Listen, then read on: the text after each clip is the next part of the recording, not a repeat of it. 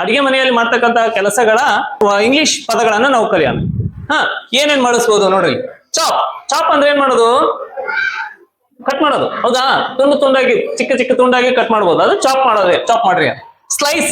Slice ಅಂದ್ರೆ ಏನು? Bread ಅನ್ನು ಕುಯ್ತೀವಲ್ಲ, ಬ್ರೆಡ್ ಕುಯ್ತೀವಲ್ಲ, ಅದು ಸ್ಲೈಸ್ ಬರುತ್ತೆ ಅಂದ್ರೆ ಒಂದು ಎಳೆ ಬರುತ್ತೆ, ಹೌದಾ? ಬ್ರೆಡ್ಡಿನ ಒಂದು ಎಳೆ ಬರುತ್ತಲ್ಲ, ಅದಕ್ಕೆ ನಾವು ಸ್ಲೈಸ್ ಅಂತ ಕರಿತೀವಿ. ಪೀಲ್. ಪೀಲ್ ಅಂದ್ರೆ ಏನು? ಸುಲಿಯೋದು. ಏನು? ಸುಲಿಯೋದಕ್ಕೆ ಪೀಲ್ ಅಂತ ಕರಿತೀವಿ.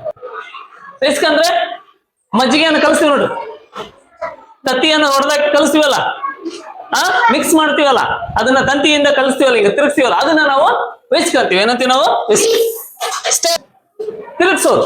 ಸ್ಟೇರ್ ಅಂದ್ರೆ ಏನು? ತಿರುಗಿಸೋದು. ಅಂದ್ರೆ ಗಂಜಿಯನ್ನ ಮಾಡ್ಬೇಕಾದ್ರೆ ಆ ಒಂದು ಹಿಟ್ಟನ್ನ ಕಲಿಸಿ ಹಾಕ್ತಿರ್ಬೇಕಾದ್ರೆ ತಿರುಗಿಸ್ತಾ ಇರ್ತೀವಲ್ಲ, ಅದನ್ನ ನಾವೇನಂತ ಕರಿತೀವಿ? ಸ್ಟೇರ್. Next need. ನೀಡ್ ಅಂದ್ರೆ ಏನು? ನೀಡ್ ಅಂದ್ರೆ ಏನು? ಹಿಟ್ಟನ್ನ ಹದ ಮಾಡ್ತೀವಲ್ಲ, ಹಿಟ್ಟನ್ನ ಹದ ಮಾಡ್ತಾ ಇರ್ತೀವಿ. ಹಿಟ್ಟು ಕಲಿಸ್ತಿರಲ್ಲ ರೊಟ್ಟಿ ಹೊಡಕ್ಕೆ, ಚಪಾತಿ ಮಾಡಕ್ಕೆ, ಹೌದಾ? ಆ ಹಿಟ್ಟನ್ನ ಹದ ಮಾಡ್ತಾ ಇರ್ತಾರೆ ನೋಡಿ, ನೀರ್ ಹಾಕಿ ಹಿಟ್ಟನ್ನ ಹದ ಮಾಡ್ತಾರಲ್ಲ, ಅದಕ್ಕೆ ನೀಡ್ ಅಂತ ಕರಿತೀವಿ. ರೋಲ್. ರೋಲ್ ಅಂದ್ರೆ ಏನು? ರೌಂಡ್ ಮಾಡ್ತೀವಿ. ಅದೇ ಹಿಟ್ಟನ್ನ ನಾವು ರೌಂಡ್ ರೌಂಡ್ ರೌಂಡ್ ಮಾಡ್ತೀವಲ್ಲ, ಅದಕ್ಕೆ ನಾವು ರೋಲ್ ಅಂತೀವಿ. Next squeeze. ಸ್ಕ್ವೀಸ್ ಅಂದ್ರೆ ಏನು? ಹಿಂಡುವುದು. Very good. ಹಿಂಡುವುದು. ಏನದು?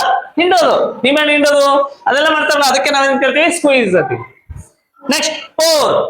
ಪೋರ್ ಅಂದ್ರೆ ಏನು? ಸುರಿಯೋದು. ಈಗ ಕಾಫಿ ಟೀಗೆ ಹಾಲು ಹಾಕ್ರಿ ಅಂತ ಹೇಳ್ತೀವಲ್ಲ, ಅದೇ ಪೋರ್.